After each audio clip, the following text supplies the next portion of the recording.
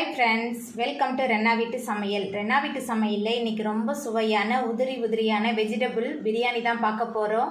இந்த பிரியாணி ரொம்ப சுவையாக இருக்கும். வீட்டில் உள்ள பொருட்களை வச்சு ரொம்ப சுவையாக இந்த வெஜ் பிரியாணி செஞ்சிடலாம். டக்குன்னு ஒரு பிரியாணி பண்ணணுன்னா கண்டிப்பாக இந்த முறையில் நீங்கள் ட்ரை பண்ணி பாருங்கள். ரொம்ப சுவையாக இருக்கும். அந்த சுவையான வெஜிடபிள் பிரியாணி எப்படி செய்கிறதுன்னு வாங்க பார்த்துடலாம். வெஜிடபிள் பிரியாணி பண்ணுறதுக்கு முதல்ல 4 டேபிள் ஸ்பூன் அளவுக்கு எண்ணெய் சேர்த்துக்கலாம். கூடவே 1 டேபிள் ஸ்பூன் அளவுக்கு நெய். எண்ணெய் சூடாகி நெய் நல்லா உருகி வரட்டும். எண்ணெய் சூடாகி நெய் நல்லா உருகி வந்துருச்சு. இதில் பட்டை, கிராம்பு, ஏலக்காய் சேர்த்துக்கலாம்.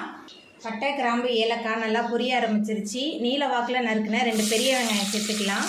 வெங்காயத்தை சேர்த்துட்டு நல்லா கலந்து விட்டு வதக்கி விட்டுடலாம். வெங்காயத்தை நல்லா வதக்கணும். ஏன்னா வெங்காயத்தில் தண்ணி விட ஆரம்பித்து நல்லா வதக்கலைன்னா அப்போ நம்ம அரிசியை தம் போடும்போதோ இல்லை நம்ம விசில் வைக்கும்போதோ இந்த வெங்காயத்துலேருந்து தண்ணி அதிகமாகும் போது நம்மளோட பிரியாணி குழைய வாய்ப்பு இருக்குது. அதனால் வெங்காயத்தை நல்லா வதக்கி செய்யும்போது நல்ல உதிரியான பிரியாணி நமக்கு கிடைக்கும். நம்ம சேர்த்த பெரிய வெங்காயம் நல்லா வதங்கி வந்துருச்சு. அதுக்கப்புறமா பொடியாக நறுக்கி வச்சுருக்கிற 2 தக்காளி பழம் சேர்த்துடலாம். தக்காளி சேர்த்துட்டு மறுபடியும் நல்லா கலந்து விட்டு வதக்கி விட்டுடலாம். வெங்காயம், தக்காளி ரெண்டுமே நல்லா கலந்து வதங்கி வந்துருச்சு. அதுக்கப்புறமா இதில் 3 டேபிள் ஸ்பூன் அளவுக்கு இஞ்சி பூண்டு விழுது சேர்த்துடலாம். இஞ்சி பூண்டோட பச்சை வாசனை போகிற அளவுக்கு நல்லா கலந்து விட்டு வதக்கி விட்டுடலாம். குயிக்காக ஒரு பிரியாணி செய்யணும், அதுக்கப்புறமா குழந்தைங்க ரொம்ப விரும்பி சாப்பிட்ணுமா, இந்த முறையில் நீங்கள் செஞ்சு பாருங்கள். ரொம்ப சுவையாக இருக்கும். வீட்டில் உள்ள பேசிக் மசாலா வச்சு ரொம்ப சூப்பராக செஞ்சிடலாம்.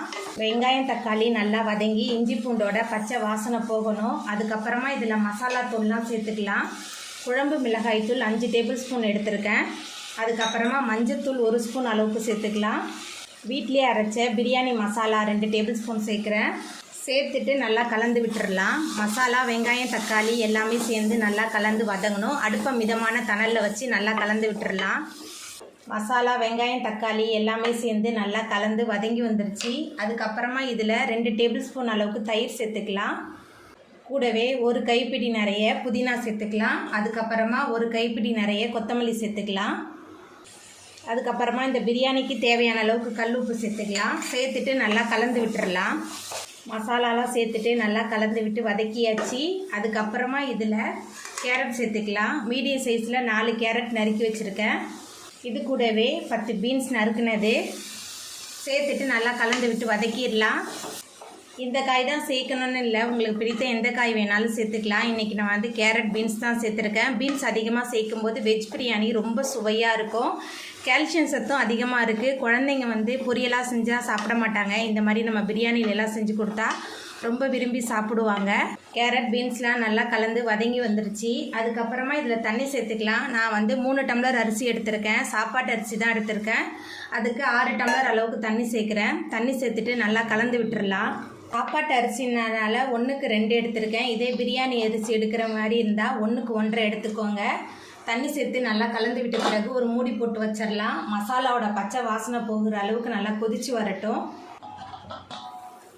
மசாலாவோட பச்சை வாசனை போகிற அளவுக்கு நல்லா கொதிக்க ஆரம்பிச்சிருச்சு. அதுக்கப்புறமா நம்ம சுத்தம் பண்ணி வச்சுருக்கிற அரிசி சேர்த்துக்கலாம். சாப்பாட்டு அரிசி தான் எடுத்திருக்கேன். அரிசி சேர்த்துட்டு நல்லா கலந்து விட்டுடலாம். அரிசிலாம் சேர்த்துட்டு நல்லா கலந்தாச்சு. தம் போடுறதுக்கு முன்னாடி மேலால் 1 ஸ்பூன் அளவுக்கு எண்ணெய் இல்லைன்னா நெய் சேர்த்துக்கலாம். இன்றைக்கி எண்ணெய் சேர்க்குறேன். அப்போ தான் அரிசி ஒன்றோடு ஒன்று ஒட்டாமல் சாதம் நல்லா உதிரியாக வரும். எண்ணெய் சேர்த்துட்டு நல்லா கலந்து விட்டாச்சு.